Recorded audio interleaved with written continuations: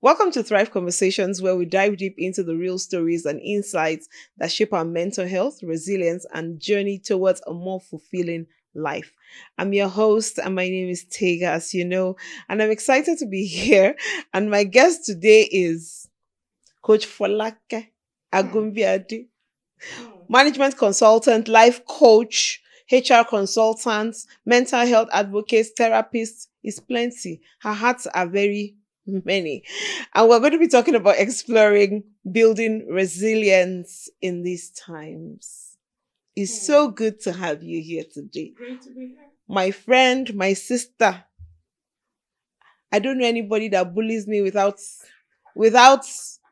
being sorry for bullying me. Bring that here. Fine, that's fine. I don't have a problem with that. But I know that in the course of conversation, we maintain our steez and composure. in the course of conversation, I trust you to try and do that. But hey, A few eyeballs. I will be fine. I know a lot of people always talk about their mental health suffering. A lot of people, and like I said, mental health, there's no health without mental health. Everybody knows this. And a lot of people are taking advantage of it and over-exaggerating their mental health. Yet, we know that it needs, the times that we're in needs mental muscle. True. And it's not restricted to our climb. It's actually a world thing to be able to know that there are a lot of things going on in the world. So I'm going to ask you, what is resilience? Resilience is simply having the ability to bounce back from adversity. When you have built the muscle of resilience, what it means is that many are the afflictions of the righteous. But there is always an escape from that affliction.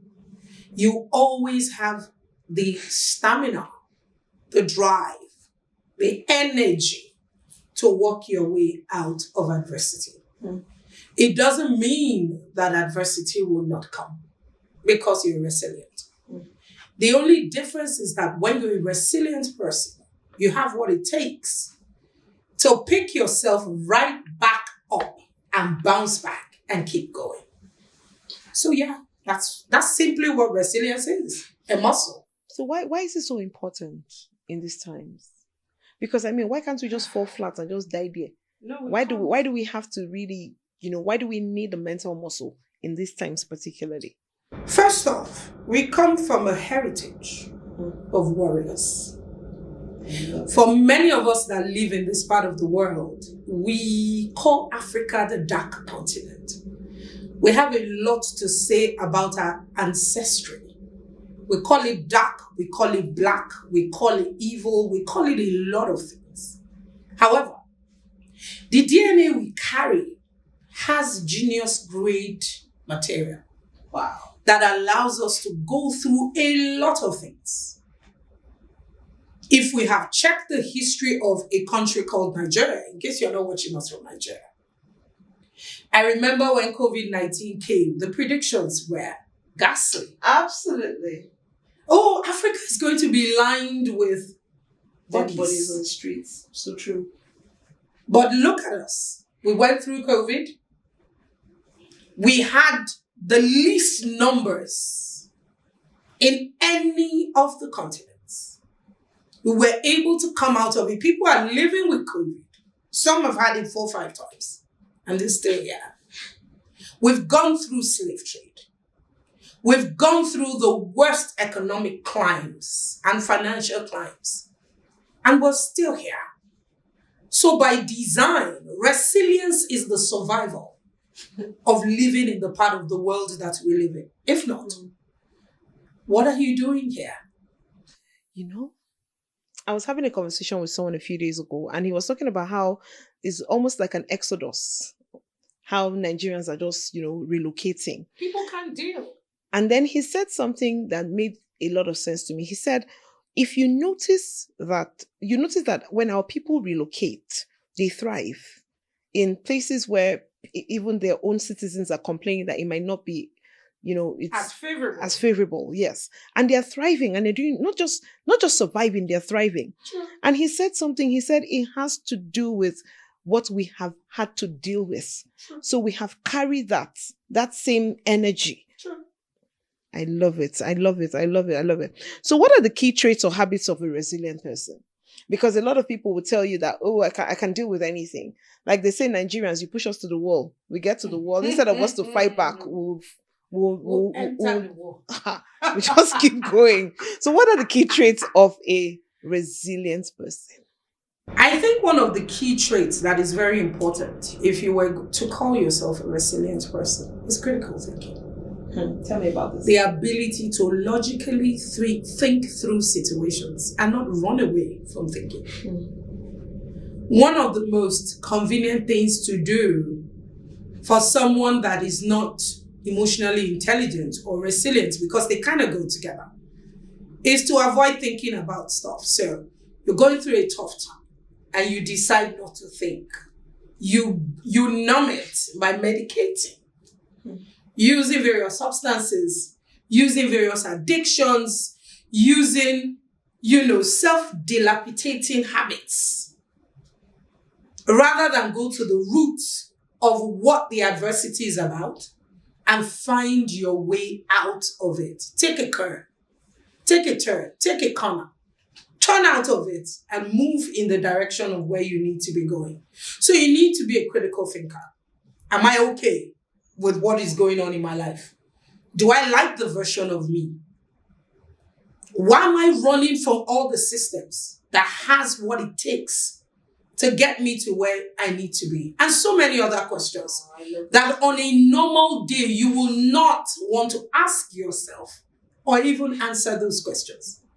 So you must be a critical thinker. Secondly, you must have what is called mental toughness. So when things hit you, you feel, but you don't sit in your feelings. You have the ability to switch from one emotion to the next one. It's going really bad, but you choose to see the solution instead of the problem. So it's a muscle, like I always say. Resilience is building the mental toughness muscle. It happens, it will happen, and we keep moving. Let go. So you need those two key elements. And lastly, you need a lot of self-awareness. For you to be resilient, you need to be aware of yourself, your emotions, and the emotions of others. Because a large part of your resilience would be a need to move out of the adversity. For many people, the reason why they don't build resilience is that there's no need. Look at the young people we have nowadays. Somebody fails a course, and the next thing they want to do is end it. They just want to escape somebody's so-called relationship, which, by the way, a lot of people are not even qualified to be in relationships to start with. That's a story for another day. And you tell yourself, where do I start again? And the only thing you can think of is to lose all hope and end it. You see, so many things happening around us because people are not building mental toughness. They're not going through hard times and not having a reason. And that comes to the issue of parenting. We have taken away, and I think I've said this to you many times, we have taken away the ancient landmark of parenting in Africa that made you as a child pay your dues, go through certain levels of hardship, as we call it now. But when we were growing up, it was called training. You had to do chores. You had to go through certain processes before you get privileges. But now we're having kids and we're saying, the things I went through, They will never go. my children will never. But isn't that a valid thing, by the way? How is it valid? I'm confused. Take out, you're a measure of what you've been through. I'm a measure of what I've been through. I'm a warrior. It didn't happen by chance. My story is not a fabulous one. I come from a name of pedigree, but I don't come from a history of pedigree. I had to go through those things and decide that that ain't going to be my story. My story doesn't end there. But think about it. I give you everything you need. the life of your dreams. In fact, the life of your dreams, the dream you had in your dream, you have it already. Ask me, why do you need to work for anything? Why do you need to recover from anything? Why do you need to find a reason to innovate, to grow, to move when you're so comfortable? No, there's no need. There's no point. Nobody moves unless an object or force pushes in the direction of that particular need for movement. So you need a need. How do challenges like job loss? I know that we always talk about how people over exaggerate. There's some people that move on from stuff very quickly. Yeah. Something has happened to them, they just move. In fact, one of the episodes we had someone who had gone through divorce twice. And then she one of the things she said was that when she went through the first one, she stayed 7.5 years. This is why we talk about healing, not having a timeline. She stayed 7.5 years, so she thought she had healed. And she got into another marriage and she got divorced again from that marriage. Wow. So how can someone who has had job loss, illness, even divorce, how can they stay strong? Because we know that EQ is needed. We all know about IQ. We also now know that adversity, AQ, Quotient. is very important. It helps you to actually, get up again when something happens. So how does a person actually really, go through this and still stay strong? I think one of the things we need to embrace is building the foundation the right way. Very important. I said that earlier about parenting. And I'll share a funny story. A few years ago, I think it's about 1.5 years, going to 2 years, my first son was having a gap year. And he was in basketball school. He used to go to the stadium. If you live in Abuja, you know the clubs that are, he's quite tall. He's 6'5". And he went to basketball practice one day and he was coming back and, he was, I won't say he was robbed. He called it he was robbed. For lack of a better word of being a young fool. Wow. Permit me to use that word. Because really, fool is the only phrase in the Bible. It says, "Oh, ye foolish virgins." If you go into the Bible and you look for how many times fool was written, it would amaze you that that's the only certified insult that you can actually use for someone who has suspended their brain in the moment. So he met some group of young men who kind of defrauded him of all his worldly goods, in his own words. His iPhone, his basketball shoes, his AirPods, his everything. His wallet, it was in his bag. And he sat at the stadium and used someone else's phone to call us. And he was so distraught. When he got home, I had to start doing mental health first aid. My son was like, "I feel so foolish." I said, "Finally, you said it yourself." I was trying not to say that. Wow. He said, "I feel so foolish. I can't believe they gave me that lie." And I believed it. And I actually gave them my bag. And I turned back and I couldn't see them anymore. I feel naked. I feel vulnerable. And the next morning he woke up and he said, no, he didn't see anything. He was lying in the couch. I was on my way to work. So I said, "Uncle, I'm confused. What are you lying down for?" And he says, "I'm not going to practice. I don't have shoes. I'm sore and this." And I said, "No, we don't do that here. You will get up, go and take your shower. I will drop you there myself. You are going back and you're going back today." You know why? You just learn to listen. The reason why you have a gap year for young people or for teenagers is so that they can build social skills.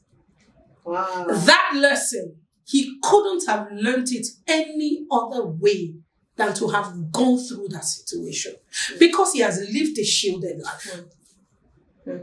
He went to school, even though he was finding his way to school, his school was in our estate. He had never had to go on the road, take a taxi. I'm not talking about boats. There are some of you that your kids have never taken a cab before. They don't know what public transport looks like. I'm not saying that is the route you need to teach resilience through, but that's the route I took. Because he was also going to school the next year. He's not going to drive in school. He's not yet 18. So he's going to need to learn to get around himself and know how to protect himself. Know how to not trust in of so many people. Knowing how to be aware of his environment. So I put him in the car.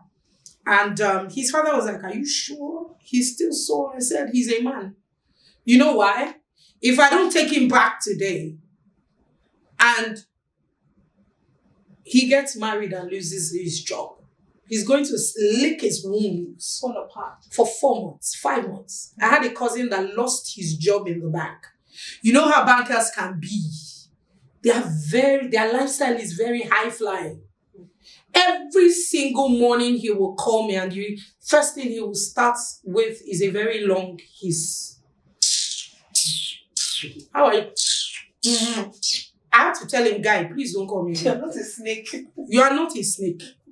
You are not the first person to lose your job. Can you get a life? And stop calling me. I'm not your wife. Your wife is beside you. Wake your wife up and be easing in her ears. You're not the first person to lose your job. Can you go out there and go do something else?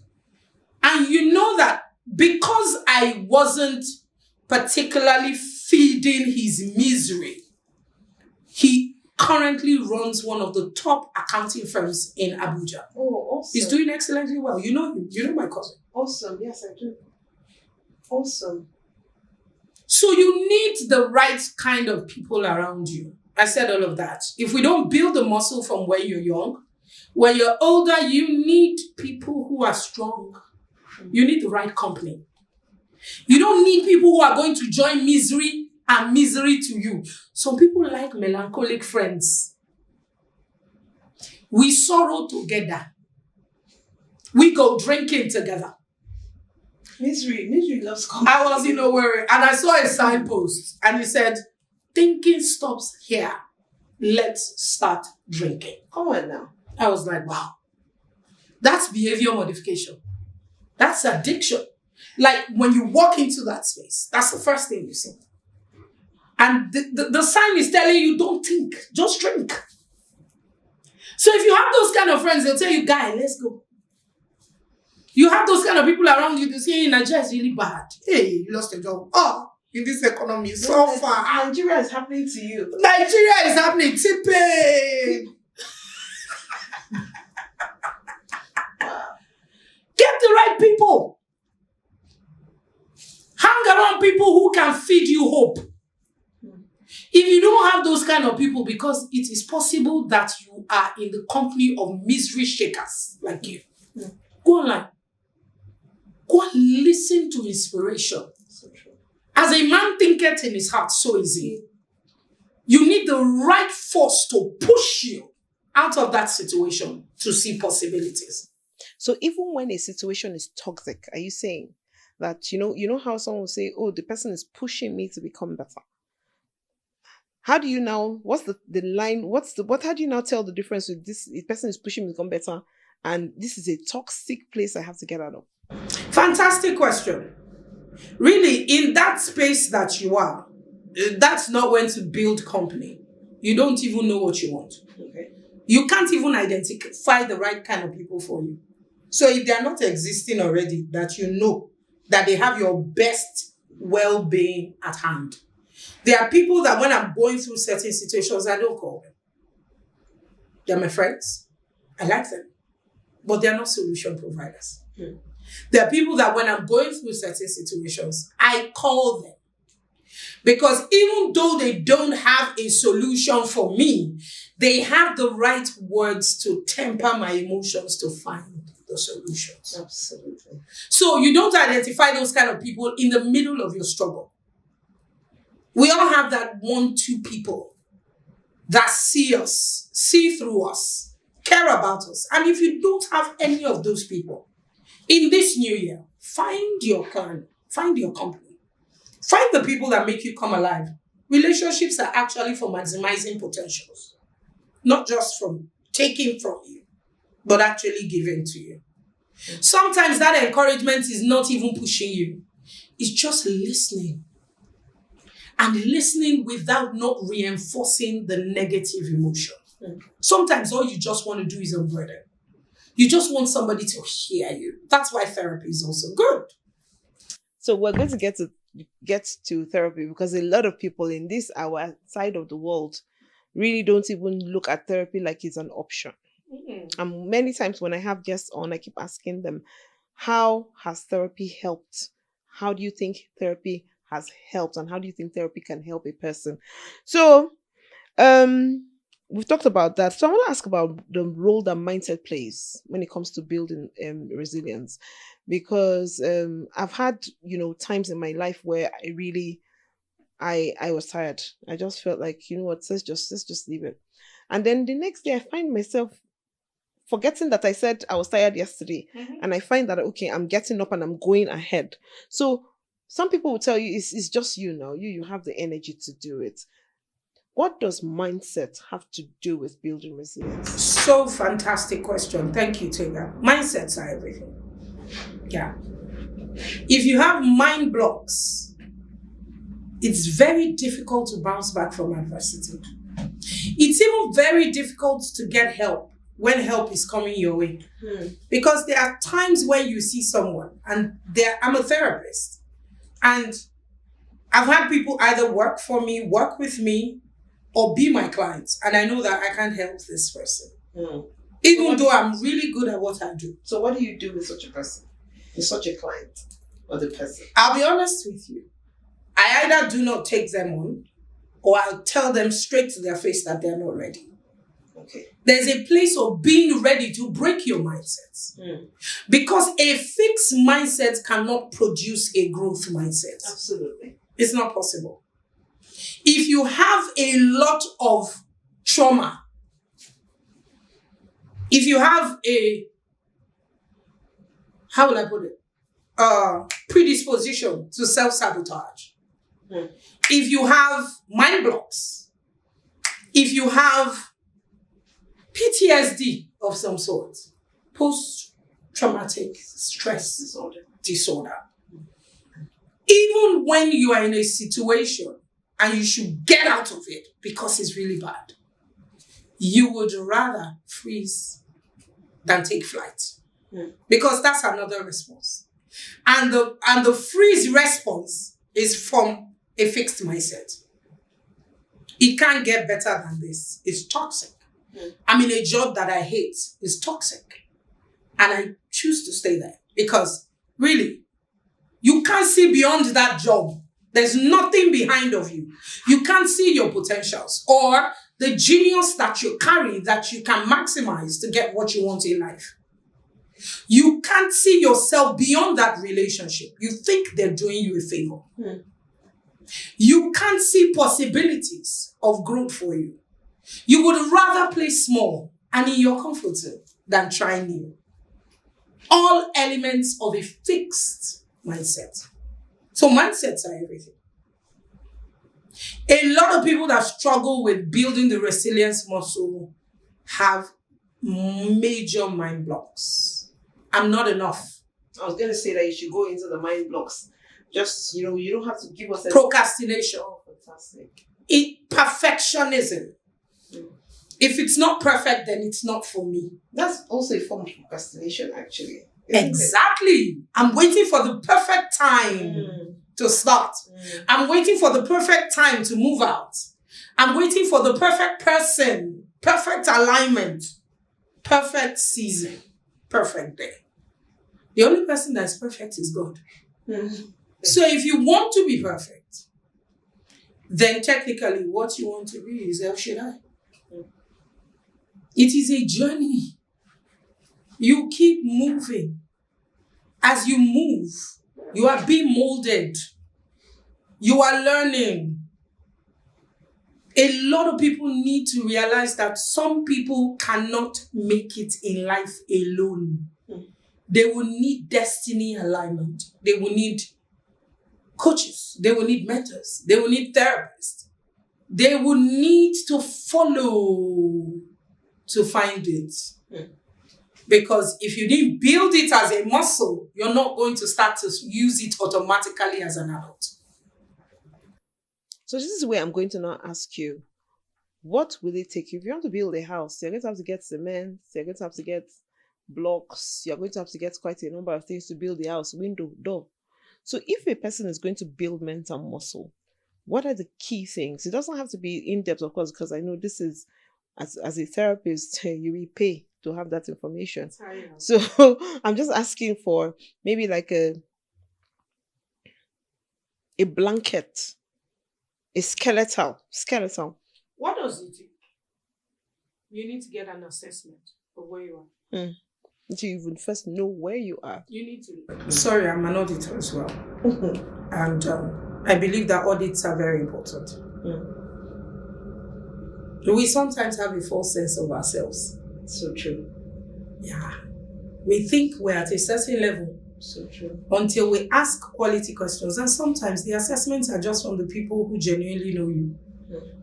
When I want to assess people, I ask the closest person to them, their parents, their partner, their children. Because that is when you are unrefined, untailored. Nobody's watching. Nobody's watching. No cameras on. No cameras on. You are not selling a perception. You are living your reality. So true. And sometimes those people are the best people to tell you about you. I heard, sorry to cut you. I heard someone say one time that everybody thinks I'm good. And she was talking to her husband. And she said, everybody thinks I'm good. You're the only one that says I'm bad. Go to church and ask. And then it sounded like it was good. That means you're the only person. You're actually bad. You're actually bad. Wow. Especially if you take that audit across your close friends or people who've known you from way back. I'm not talking about your love interest that you are selling lumber to. Because trust me, we're all in the business of lumber. We all in the business of seduction. Story for another day. We all sell a side of ourselves that we want to be accepted. That we want people to see. Yeah. So, very important. Take audits.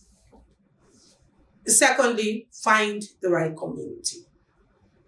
A lot of our awareness when it comes to resilience is independent of what we're listening to.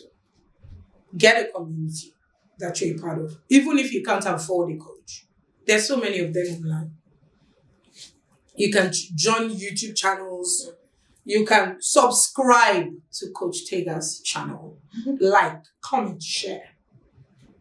Pay for premium content on the channel because I know some of your videos are going to be premium content. So do that. And as you build your journey along, your needs will come to the table and you will know where to find help for some of those things, including Coach Tega herself. And you too, including Coach Folake as well. I love it. You know, there's a lot of misconception. I always say this in every episode. Some people will tell you white people go to therapy, black people go to church or mosque. Listen, I'm not knocking them down at all. If that's where your level of awareness is, it's also okay to do that. However, if you're looking for something more in-depth, I think you should actually get into some form of therapy. We have so many people. We're bringing quality people on the show and we're having to expose them to you. So you can reach out to them if you need to. You can reach out to Coach Folake if you need to. So I'm going to ask you I think this is the last question before we get into anything else. What advice do you have for those that feel they can't bounce back? Because there's some people that really feel like, well, I can't. I can't take one more. I can never bounce back. No, that's not true. If you take off the can't and you take off the apostrophe and the T, what you get is a can. There's never an absolute for a critical thinker. There's always a way out. The question is, are you ready to take it? There's always a way out. You're never close to a wall. Yeah. You're never close to a wall. There's always something you can do. There's always something you can try. There's always something you can evolve into. There's always a route that you can take, no matter how bad. The best stories of changed lives are people who have come back from a lot. Absolutely. What are you talking about? Do you know that as a therapist, because of I've never really been addicted to anything, I always say to you that, look, addiction is a basis of a void. Yes. Anyone that gets addicted has a void. That is the psychological implication of why you have an addiction. Because you're trying to feel something. You're trying to feel something. It took me a lot of, let me be vulnerable in the moment. It took me a lot of breaking down my walls to see other perspectives. Because they always exist. It's never black or white. There's always shades of gray. So true. It took me a lot of openness and working on my religious mindset to service my clients better and to understand where they're coming from. Because you can't experience, you can't help someone experience what they're going through if you don't understand it. So first of all, realize that there is no temptation that comes to us, man, that is uncommon. There's no matter how bad it looks, trust me, someone has it bad and baddest than what you think you're going through. In fact, when you hear some stories, you'll be like, oh God, my life is so good. Let me take my cross, please. When they say everybody drop your cross, oh yeah, go there, randomly pick up one. Like, oh my God, my life is so good. You just be searching for your cross, Joe. My Please, cross is small. Okay. Yeah. Let me hold on to it. So true. And sometimes you just want to be around people who can tell you, you ain't doing as badly as it feels. It just feels really bad. You fail 5 courses. I was writing a 100 level course in 400 level, and I was still smiling. I was vice president of my department in 400 level. This is why it's good to share your experience. Yes. My lecturers were like, vice president. GST 104, I said something like that. Everybody started laughing. Wow. And I graduated. I did not even come back to come and check the results because I was like, your father, I must pass it. It's not optional. I have tasted failure. Yeah. I know what failure feels like. And that's why I am able to understand that sometimes you don't fail, you fail forward. It's a lesson learned. You just learned another way not to get things done. Absolutely.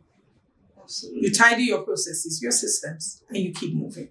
So whether it's the loss of a relationship, loss of a job, loss of your livelihood, loss of your anything, partner, marriage, bereavement, anything it is, a difficult life, you are just at the verge of your breakthrough, just holding there. Find the power that you need, which is resilience, with the tools that are around you to find it, and you'll be just fine. I love it. It's just very wholesome. Because, so let me ask you one question before I let you go. So there is, in the workplace, there are people that actually suffer mental health disorders. So when they have those things, how are they meant to, deal with it? Because, depression has been likened to an actual disability. Yeah, it So is, actually. so- if you're clinically depressed, Exactly. it's a disability. So how is a person like that supposed to now bounce back without losing their job? Now, that's where mental health awareness is very important in this part of the world. We still have organizations that don't understand how to treat mental health. Sometimes we call it a difficult. I had a staff work with me. She was pathological when it comes to lying. She was a sociopath. Wow. And because I knew who she was, even though it was driving me crazy, I just had to manage her and package her. Because really, I work in a mental health space. I can't be having someone on my team not getting treatment for their challenges. And she wasn't interested. She hadn't reached the level of awareness and consciousness that something had to be done about it. So at that time, what should employers do if you have a staff member of staff like that? Recommend your staff to see a therapist, or you can fix it. What about that? Is if you can even identify. I was going to say so. Whether the person is just a difficult staff or they are dealing with mental health situations. Because I had a client once that said, "Oh no, the older one was no, it's a mental health disorder because she's suicidal." However, when I had the evaluation done, it was situational. It was something that happened. The anger it was more anger management than anything else. Emotional regulation. So I said, I don't believe in anger management, right? Okay. So I said, that's sorry for another day. So I said, well, we don't have to, it's not a mental health disorder. But the person didn't know. The first thing he said is either a spiritual problem or a mental health disorder. Yeah. So this is where I come to say that employers need to get people to come sensitize their staff. Sure. And their HR. And their HR. This is why we're having these conversations, to normalize this mental health conversation, so that you know that it's not everything that you say is spiritual or everything that is, just a behavioral problem. Many times the person may be dealing with a mental health disorder, but you will not know because even you are not aware. So those are the conversations that need to be had. So it's such an honor to have you here. And 2025. I'm so happy you're doing this. Thank you. Can I say this on camera? I'm super proud of you. Thank you. And you see, I didn't drag you. That is actually a miracle. Yeah. I like to keep my steez and composure on camera. It's so good to see you, sis. So we know that 2025 is a beautiful year. We have started it on a very beautiful note. Sure. And I know you have quite a number of programs that you like to do. And I know you have some resources that you like to, let them know. And also, please, by all means, let the viewers know what you have planned for 2025, your resources, and then also how they can reach you. So your social media handles. Okay, 2025 has started already, and if you don't have a coach, you might want me to be your coach. I don't coach too many people because I'm also not regular. I'm not your regular kind of coach. I only want to coach high flyers. Forgive me if I'm picky about who I coach. So if you're someone who has a high tenacity for hitting your goals, you want to keep breaking your glass ceilings, then I might be the coach for you. Jump into my DM. Let's schedule a consultation. Let's see whether I'm that kind of coach that you would want to work with. And let's make magic together. My books, I have about 5 books, Amazon best-selling books. You might want to check them out on Amazon. I've got this one, 5 years now. I think it's over 5 or 6 years, Customer Seduction. Understanding what profitable customers really want. The psychology of consumer behavior. Basically, how do you get people to keep buying from you? I have Help Me Chit Chat, which is an adaptation of Help Me Up, an adaptation of the art of small talk. I don't have a copy of that here. That helps you build connecting conversations. You struggle with introversion or having quality conversations. I have Help Me Master My Emotions. If you're struggling with resilience, especially if you're a young adult, this is the book for you. You're struggling with emotional dysregulation. Because a lot of times when you're an angry person, you're also an anxious person. You're also a fearful person. You're also a risky person. Yeah. So if you are going to learn to regulate across all emotions, you need this. I have this. Help me understand my personality for you and your team and your teenagers.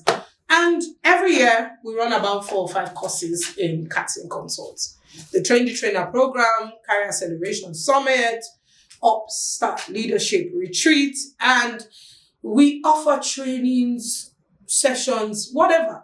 We're always here to give you that help that you need. Amazing. I love it. So it is such an honor to have her here, and you had all your social media handles. My social media handles, I almost forgot. Folake Agumbiade CS on Instagram. Folake Agumbiade on Facebook, Folake Agumbiade on LinkedIn, Career acceleration community on YouTube. I have over 200 videos there of resources around mental health, life skills, self-development, personal growth, and so many other things. So yeah. See, kind of people that we bring here for you is just so that you can have all the information that you need. We will definitely be asking you to come back. Definitely on another topic will worry your life and you'll be back here. So thank you for having for coming here. And we have a little gift for you. It doesn't hey. Oh, I get it. Take a talk. We just want you to have this and just say thank you. Thank you for coming in. And it was such an honor to have you here today. And we look forward to having you some other time. So you could connect with her on her social media handles. It will be in the description box. And I beg you, don't sleep on this. Don't sleep on this. We'll see her somewhat other time on some other topic. And it will be so good to make you understand that there is no health without mental health. Thank you. If you have any last words, please.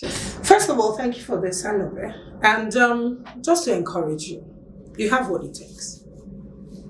You have what it takes. It might not feel like it, but it's a knowing, it's not a feeling. So go out there, keep pushing, keep moving. And most importantly, keep striving to win because it looks amazing on you. The first time you win, that is when your journey to building resilience starts. So start today. Amazing. And celebrate yourself every time you win, okay? So we'll see you in the next episode. Thank you.